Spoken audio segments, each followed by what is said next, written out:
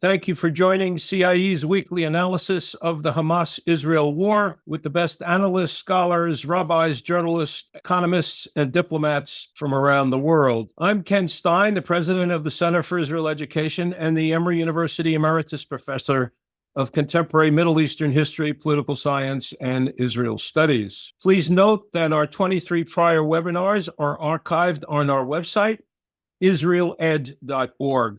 There are audio and video versions for each webinar. We have 40,000 viewers who come to our website a week, and they enjoy reliable analysis and content. Over 15 years, the Center for Israel Education's work remains focused on collecting and providing content, perspective, and reliable sources about modern Israel. We undertake learning and teaching. We do it without polemics. We do not engage in disinformation. We're not a social media platform, we're a learning platform. If you genuinely feel you are learning and benefiting from the weekly webinars and the content on the website, please donate to our work. The donate button may be found on the homepage, israeled.org. After Hamas brutally murdered 1,200 Israelis and others, and kidnapped more than 240 on October 7th. President Joe Biden's support was immediate and unflinching. He called the Hamas act pure evil. But in the broadening shadow of the U.S. presidential campaign, and maybe an anticipated Israeli election, there are cracks in the essential U.S.-Israeli relationship. How broad and wide are those cracks? How serious are they? Publicly and privately, the Biden administration has shown both support and criticism for Israeli policy choices. This week, the sharpness of public disagreements between Biden and Netanyahu was notable. Military aid to Israel continues to flow, but disagreement is apparent on the pace and quantity of humanitarian aid flowing into Gaza and whether Israel should pursue its military goal to rip Hamas apart in the Gaza Strip south in Rafah. We are pleased to have as our guest analyst today, Dr. Jonathan Rynhold, a political scientist and chair of political studies at Bar-Ilan University. He has devoted a good part of his career in understanding and explaining the U.S.-Israeli relationship. In 2015, Jonathan wrote an excellent book titled The Arab-Israeli Conflict in American Political Culture. He's also written on Gaza's disengagement agreement in 2005, which may give us some context as to what Israel is facing today with the Gaza Strip and Hamas. Enia Krivine, who is the senior director of the Foundation for Defense of Democracies, joins us today. She works on the Israel program National Security Network. She began a career in Washington as a Middle East fellow with the House Foreign Affairs Committee, and she's also worked for AIPAC. And I'm also very pleased to welcome a longtime colleague in the field of U.S.-Israeli relations, Dr. Zaki Shalom from Tel Aviv University, where he works at the Institute for National Security Studies, and he carries out research.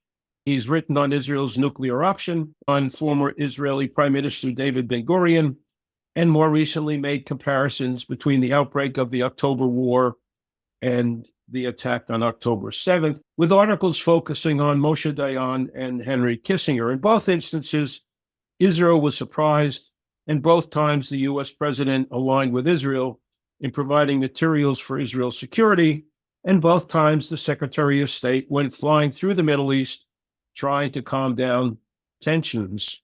We've had over the last 10 days, the senior Jewish member of the Senate, Senator Charles Schumer, make highly critical remarks about the Israeli prime minister, suggesting that he leave office.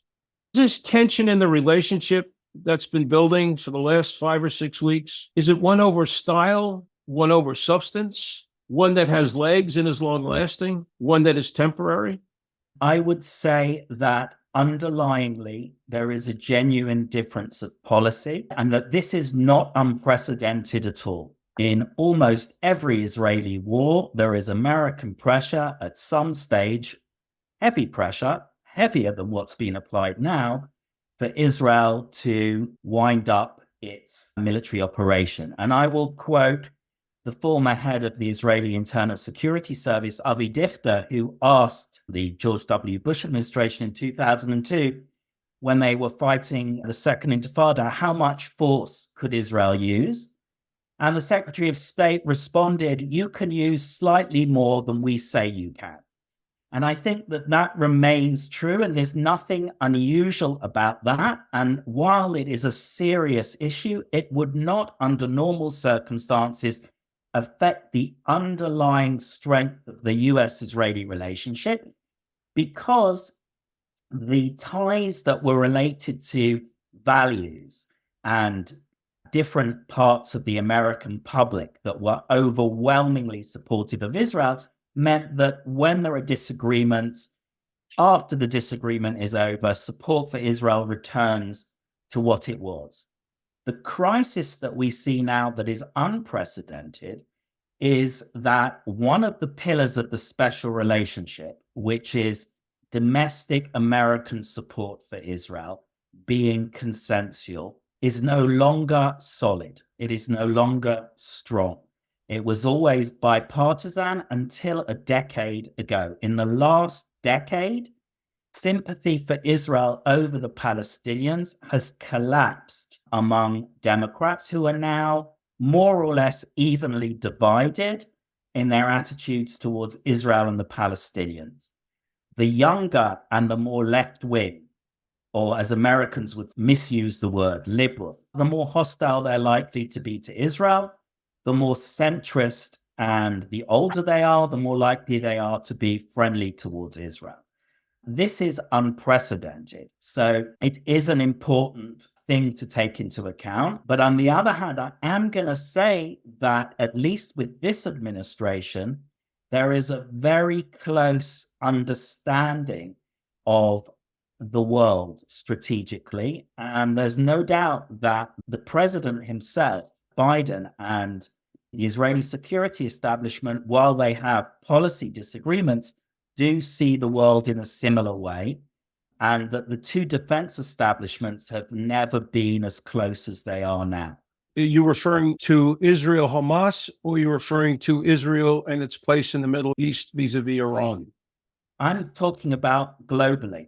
We have an administration that is the first since the end of the Cold War to return to a view of the world which is about not expanding democracy, not ignoring democracy, but defending democracy, and seeing three nodes as critical in terms of American and Western strategic interests. Europe, which means standing up to Russia in the Ukraine. China, which means supporting Taiwan and America's allies in Asia. And the Middle East, which remains critical to the world economy, both because of the Suez Canal and because of oil, and therefore Israel. President Biden sees the world like that. I'm not sure that any of the other likely candidates, be that his vice president or former President Donald Trump, see the world like that. That way of looking at the world is very beneficial to Israel, even though there are naturally tensions and orders of priority between a global power and Israel in the Middle East, a regional power. Enia, are the differences over discourse, or are they over style? Are they over substance? How would you take the temperature of the relationship today? I think it's a little bit of policy and a little bit of personality, especially with this administration. I agree with everything Jonathan said as far as the U.S. Israel relationship being relatively strong. I do see trouble ahead. I think that since 9/11, the U.S. and Israel have had this sort of honeymoon period where their geostrategic goals aligned very closely, and their vision of the Middle East were parallel and symbiotic. But I think that after the 20 years, which sort of defined 2001 until the withdrawal from Afghanistan in 2021, I think now we're entering a new phase of global power, of who's going to be the next superpower, whether it continues to be a bipolar or a unipolar environment. And I don't know what the next decade of U.S.-Israel relationship look like given that new reality.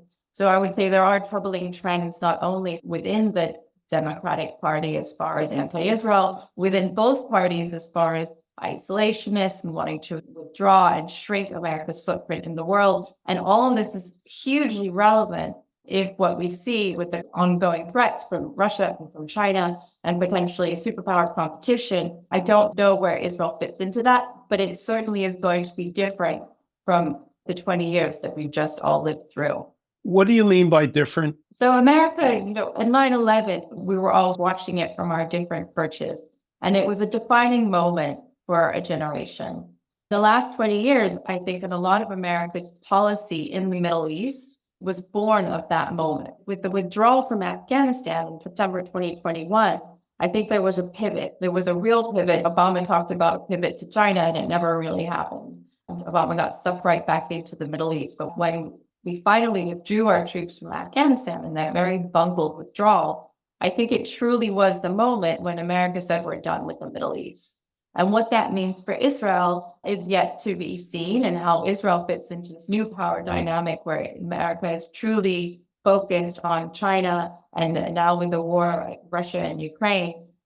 I don't know that Israel brings the same added value to the conversation as it did while America had thousands of forces in the Middle East and was effectively fighting the war on terror. So that's what I mean about a different environment and a broader reevaluation that's going on in the context of this movement towards isolationism on the left and the right. So I do have concerns, but none of that to take away from what Jonathan said, that the relationship is longstanding and strong and based on very similar values. The two overarching concepts that I like to use is the geology and geography of the Middle East never change. And no matter what the politics or the policies are, that remains the same. And America is still a great power. Zaki, from what your experience has been, tracking the 73 war, tracking Ben-Gurion's relationship with Eisenhower and Kennedy, is this over style or is this over substance, the differences between Biden and Netanyahu? The great part of it is about very, very solid issues. And I want to be some kind of an advocate of the American administration. We have been talking about so-called special relationship between Israel and the United States over 4, 5, 6 decades since the establishment of the State of Israel. And we have to know that this special relationship were based not only what Jonathan said about shared values, the democracy, a liberal way of living, and so on, but in the first place, on the belief or the image of Israel as a strategic asset. And we have to be really very candid and to put on the table that the image of Israel as a strategic asset suffered an extremely severe blow in the recent events which were done by Hamas on October 7th. We take just a couple of ingredients in this regard. In the first place, where was the Israel admired intelligence during all this time? Officials in America used to admire the abilities of the Israeli intelligence that knows much more than the American or the British intelligence. And I'm sure that people ask themselves in the United States, if the Israeli intelligence didn't really know what was going on like 10 kilometers of the border in the Negev inside Gaza, where you can get in and out almost every day, and the Arabs from Gaza are entering Israel. You can investigate them, you can get a lot of information. If we didn't know what is going on inside Gaza, outside Gaza, on the ground, beneath the ground, what do we really know about Iran? Are the Israeli estimates of what's going on in Iran reliable? If they don't know what's going on in Gaza, do they know what's going on in Iran? I'm sure these questions are being asked. And what happened to the IDF? How is it possible that it took them almost 10 hours to get ready for some kind of involvement in what's going on? And you go on and on with that, you can add other ingredients. For example, the nature of the Israeli society. People in America used to think of Israel as a kind of democracy. There are disagreements, but basically Israel is united with the major consensus over the major issues. And suddenly you see that there is disagreement not only about specific issue. There are disagreements inside the Israeli society about the rules of the game, about who is the authority over the IDF. Basic things that we thought are well-known and unquestionable, suddenly people start to question them. And what about the authority of the prime minister of the army? Is he really commanding the army, or is the army commanding the prime minister? So this kind of things are not playing in favor of Israel and not playing in favor of its image in the United States. And again, we're living in a generation, you and I we used to think of the IDF as a body who can create miracles, can defeat in 1 or 2 days the armies of Egypt and Syria and so on. And suddenly you see an army that over half a year cannot get close to a determination over whom? Over a relatively small terror organization. So we have to put things on the table. I'm not sure we have to say it outside, but inside of us, we have to know the truth. And the truth is not working in favor of Israel. We have to say that. Now, above it, we have to add other things.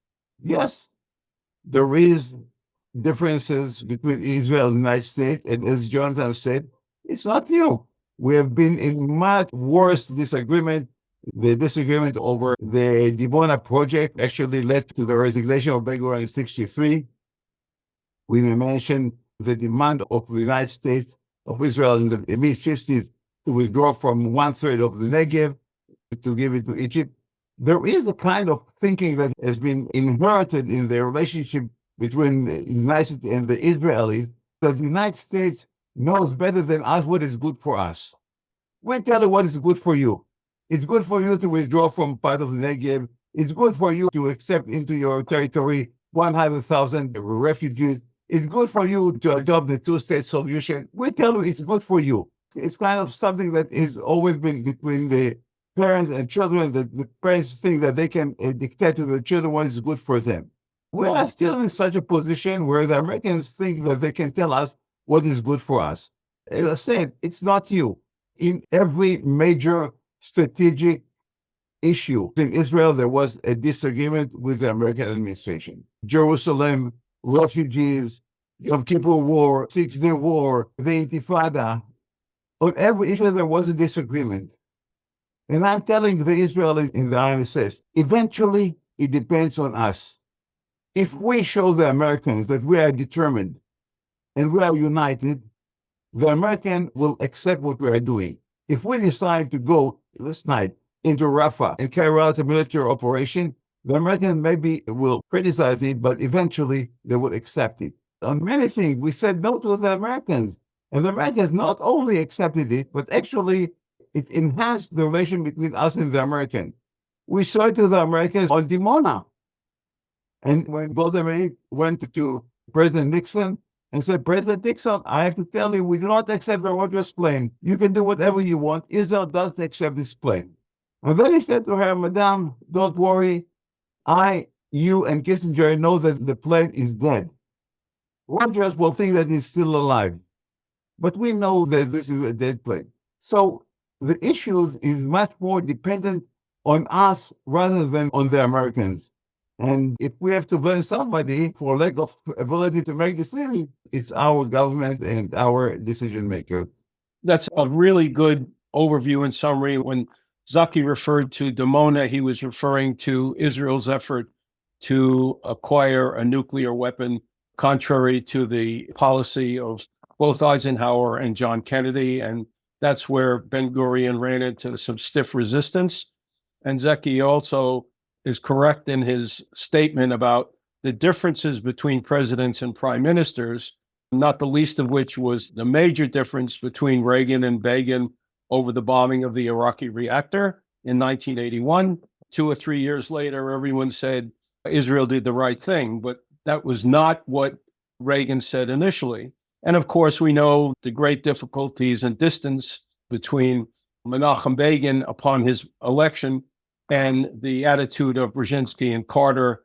And there again, the critical issue was the United States wanted to indicate to Israel what Israel's security needs were, what the border should be on the West Bank, and whether Israel should or should not permit the evolution of a Palestinian state. Let's talk a little bit about the overarching needs of Western democracies in the Middle East.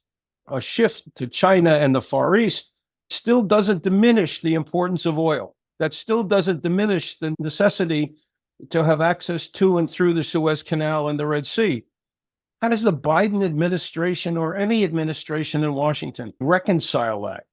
Well, I think until very recently, people in Washington didn't join up the dots, as you've just done. I think that actually they had begun to, when they began to pressure Israel and other American allies in the Middle East not to become dependent on China in areas that are not military, but that give China political leverage over Israel or its neighbors. And the reason for that is that, in contrast to the Cold War, China and America's allies in the Far East are dependent on energy coming out of the Persian Gulf. Now, it's a very long way from the Persian Gulf and the Suez Canal to the Far East. It's very difficult to police the whole of the Indian Ocean. But there are 2 or 3 choke points. One is in Malaysia, the Straits of Malacca. And the other one is the Persian Gulf, and where the Houthis are now, where the Red Sea goes up into the Suez Canal. All 3 areas, the Americans have a massive military naval advantage. And therefore, this gives them huge leverage in the Far East, because it means that they can protect the supply of energy to their allies and threaten the supply of energy to their rival, China, in a way that's much easier than challenging China in Asia itself. This means that the Middle East remains critical. It also remains critical because of its centrality to the world economy. If energy ceases to flow out of the Middle East, then at least for the next 25, 30 years, you could see the world economy collapse. You could see countries not having enough electricity. You could see massive closures in the economy, which would lead to political chaos and then strategic chaos. So the Middle East remains important indirectly, if not directly. It's still critical for America not to let any other hostile power gain control over a very large share of that energy, because they could lever that into military power and political influence. The problem for the United States is that it is facing strategic challenges in 3 arenas. So that while it is by far the most powerful military country in the world, it has to deal with 3 major arenas, and China and Russia really only have to deal with 1 or 1.5. The Biden administration understands this. If you read an article by the National Security Advisor, Jake Sullivan, in Foreign Affairs from November, you'll see that he thinks very much in those terms. And you can hear it with President Biden. It's a mixture of strategy, as I've just described, and value. We want the countries of the world that have some basic values, democratic, small L liberal values, to be more powerful than the enemies of the free world, be they Islamist or be they great powers such as Russia and China. And the problem, therefore, for the US, when you have, as Enia said, in both major parties, isolationist elements that are currently blocking aid to Israel, Taiwan, and the Ukraine, is how do you balance these powers? You can only do it with allies. You need allies that will fight the fight themselves, because the American public will not allow massive numbers of American troops to get bogged down in these places. And you need them to be reliable. And in order to keep the support up, you probably need them to be democracies as well. And so for the United States, Israel is important in that regard, but there is a link between its strategic importance and its character as a democracy. And when that becomes under question, it weakens an administration's ability to garner widespread support in the US for backing Israel. Both Trump and Biden see Israel a little bit in this way. And part of the reason for their support for the Abraham Accords and for Israel's integration into CENTCOM, the regional military command of the United States in the Middle East is, if Israel and America's Arab allies cooperate more together, America has to do less directly. The same idea with Sweden and Finland joining NATO. So from a global perspective, what would be good for the United States would be a victory for Israel over Hamas that facilitates a broader regional reconciliation that allows American allies to come together to protect their own interests against Iran. But Iran is also part, either directly through military cooperation with Russia or indirectly, politically and economically with China, with forces that challenge the US and the free world, which, as the term Biden uses, and which is a Cold War term that has had the dust taken off it for the first time really since 1990. In my meetings that I've had under the auspices of FTD with folks at the U.S. Department of Defense, this is very much what we hear from them. In the wake of this withdrawal from Afghanistan, they're saying, but we're not leaving. In fact, what we're doing is even better. We're setting up this, we call it a regional security architecture, which is essentially empowering the U.S. allies in the region, and they very much want Israel to be a part of these to defend the U.S. and Israel's, just by token of being under the umbrella of the U.S., regional priorities. So they call it a regional security architecture. And just like Jonathan said, normalization with Saudi Arabia would be a huge boon to this approach because it would allow more cooperation between Israel and Saudi Arabia to provide this strategic umbrella to push back against Iran and the Houthis and others. And I'll just say, Jonathan mentioned that they should be democracies. In this region, Israel's the only democracy, so I don't know how successful they'll be in getting others to weigh in over here. But therefore, normalization between Israel and Saudi Arabia is as much beneficial to the U.S. as it is to any player in this region, which is why I'm always a little bit surprised when it's characterized as sort of a gift that the U.S. could deliver to Israel. Israel should make concessions to get this normalization deal with Saudi Arabia, and I'm thinking to myself, if the U.S. truly wants to pull back from the Middle East so it can focus elsewhere, there's nothing it needs more than this broader integration of Israel into the region to protect and defend their objectives in the Middle East. Since we're talking about dusting off thoughts and ideas, the idea of a relationship between Israel and Saudi Arabia, however you want to define it, it reminds me of the effort to make the Baghdad Pact in the 50s work. It reminds me of SEATO, the Southeast Asia Treaty Organization. It reminds me of trying to get your friends to collaborate together for common defense and common security. Zaki, give me your historical perspective. I want to a bit elaborate on what Jonathan said in a talk between President Biden and Netanyahu. I tell you what he's telling him. Look, Bibi, don't pay attention to noises. Don't pay attention to statements by the State Department, this official. Don't even give too much importance to United Nations unbinding decision. Eventually, we in the United States are giving you what you really need. We are giving you a freedom of action over 6 months now. You can do everything that you want. You are going inside Shifa and you're blowing out this hospital over 2 weeks now. Nobody's saying anything. You destroy universities. You go into mosques. You do everything that you want. You displace almost 2 million people. We didn't say anything. Basically, you have freedom of action. And this is the important thing. The other thing that is important is that you get the arms that you need. Other things are marginal. Don't pay attention to it. Try to see the greater picture. The greater picture is that you are part of a big Western thinking, big Western interest. And yes, I agree with Jonathan that the United States want us to defeat Hamas. But the question is, what is defeat? Americans say to us, defeat doesn't mean that you have to see the head of Sinwar on the TV. You probably won't see it. Learn to live with what you get until now. You destroyed most of Gaza. You killed a lot of the decision making. You killed a lot of people. I don't know if 30,000, 40,000, I don't know how many.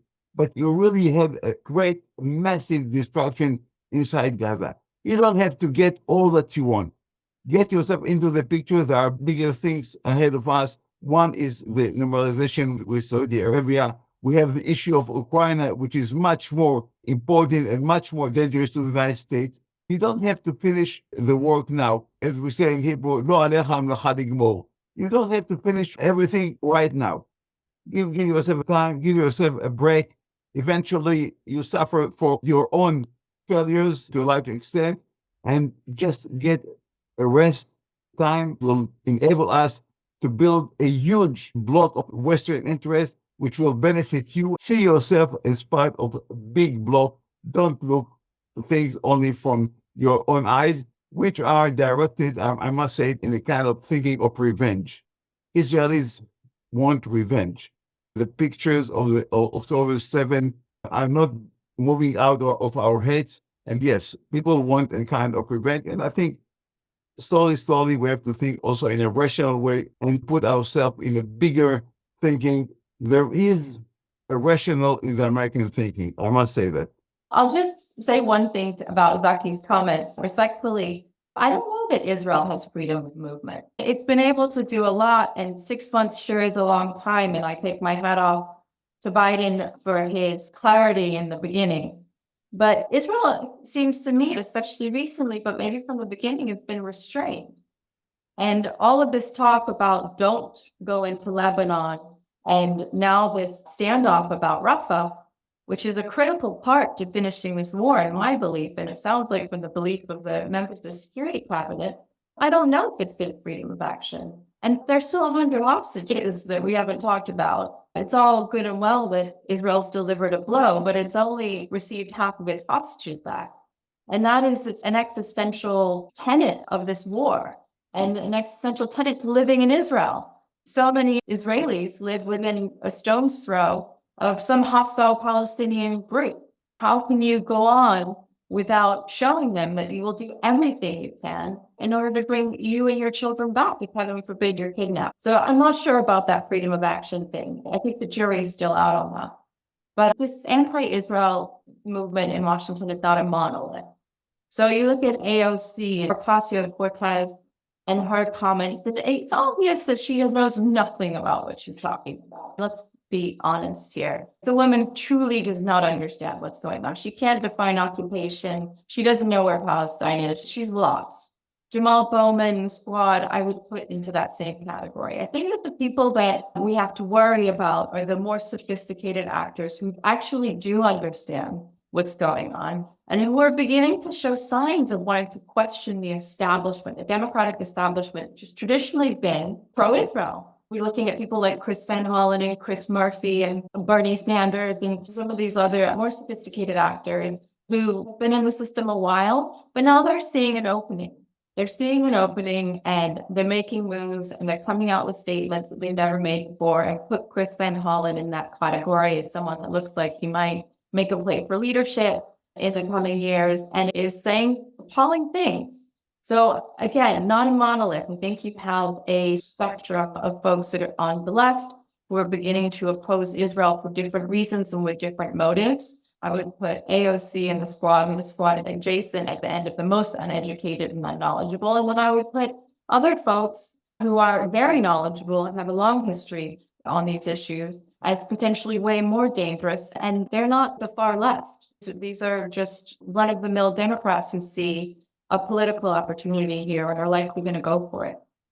And let me ask you a little bit about the article you just wrote, throwing some water on the two-state solution idea. What's the thesis of the article? Biden has resurrected this idea of a two-state solution now, and he's pushing hard for it. And it's just very ill-timed. Israelis feel deeply insecure. They're waiting for this war to come to an end. They just had this very traumatic experience. And you have Biden saying, okay, well, now it's time to create a Palestinian state on your borders. You're going to have it in Gaza, and you're going to have it in the West Bank, and the PA will run it. And Israelis are thinking to themselves, the PA, Abu Mazen, the president of the Palestinian Authority, the PA, have not condemned the attacks of October 7. He has a long history of buttering his bread on both sides. On the one hand, cooperating with Israel, and on the other hand, not taking any opportunity to advance towards any kind of peaceful negotiation or settlement with Israel. He has completely unpopular within the West Bank and Gaza. The PA is thought of as corrupt. And whenever there's polling, something like 80+% think that he should resign. And the rest of his cadre, the rest of the PA leadership are equally unpopular with the Palestinians. And in the same time, you have Palestinians that are supportive of what happened on October 7th. They don't want a two-state solution. And they are, in fact, very happy with Hamas. And in the wake of October 7th, you can see that Hamas's popularity tripled in the West Bank. And so you have Biden saying, well, now's the time for a two-state solution. We'll have the PA lead it. And Israelis are thinking, well, the PA is not acceptable to the Palestinians. Hamas is very popular. How on earth are you going to now, in this moment, with these conditions, establish a Palestinian state? And what sense does it make in response to the atrocities of October 7th? How do you reward the worst pogrom against Jews since the Holocaust with this Palestinian state? So it's hugely problematic. I don't think it makes sense for the region. I don't think it makes sense for the United States. And it's absolutely bound to fail. All it's going to do is create additional tension between the U.S. and Israel. And Biden doesn't need that right now. The question is, what is the least bad option to pursue? And what are the costs of trying for it? And for me, all other ideas that are put forward are worse. I see no point in trying to bring about a Palestinian state in the near future. And I don't believe that the president believes that that is either possible or desirable. But to say that you should give up on something means that you have no political horizon. If you have no political horizon that has legitimacy, then other ideas will come in. The idea that you can manage things indefinitely without a horizon should really have received a very large warning sign in the fact that this war happened in the first place. It was based on the idea that you can manage the conflict indefinitely. So the way I look at it is like this. The PA in the West Bank is deeply corrupt, very weak, and lacks legitimacy.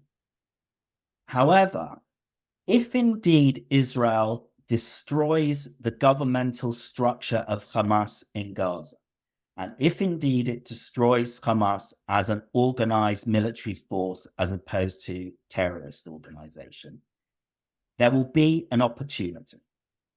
There will be an opportunity because there will be Gulf states willing to fund something. And there will be an opportunity for Israel to have a very large influence on the security terms of whatever is in Gaza.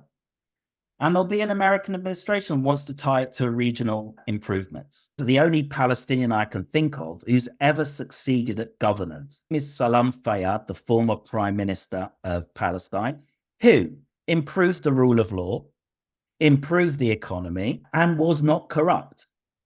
Now, he ultimately failed because he didn't have political support and he lost to Fatah, which is all the things that he isn't. Now, if he's starting from zero without that kind of opposition in Gaza, it presents an opportunity.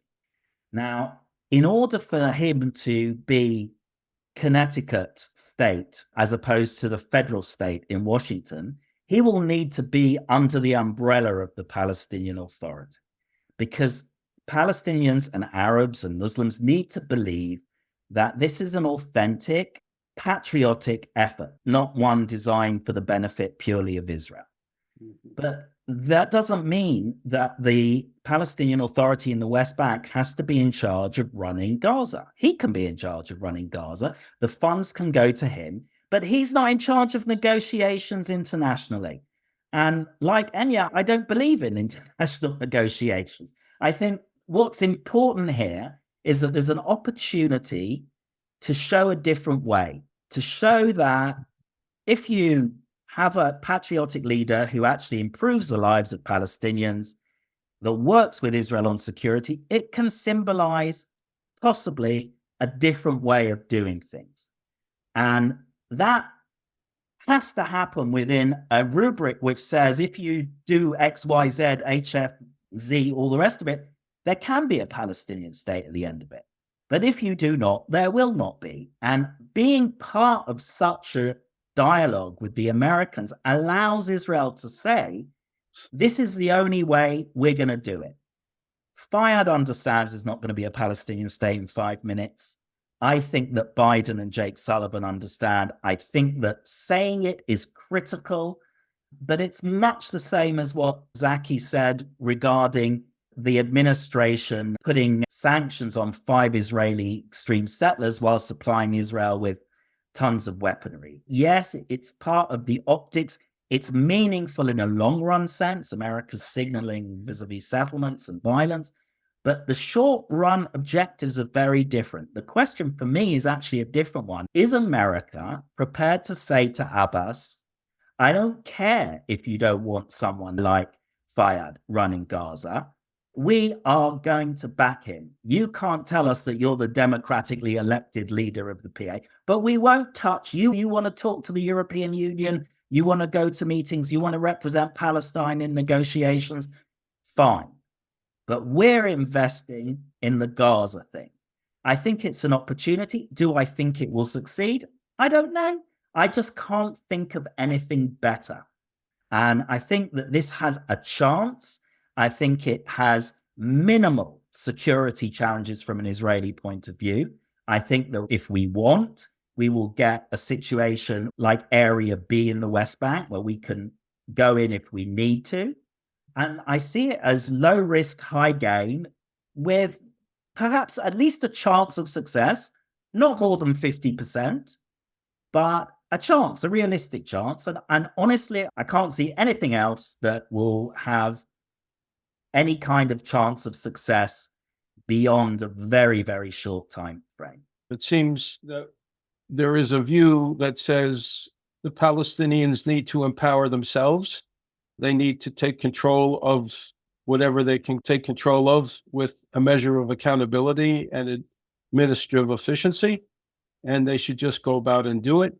And the international community might find itself supportive of such an undertaking. It sounds rational. It sounds reasonable. Let me thank the three of you and also point out 2 items.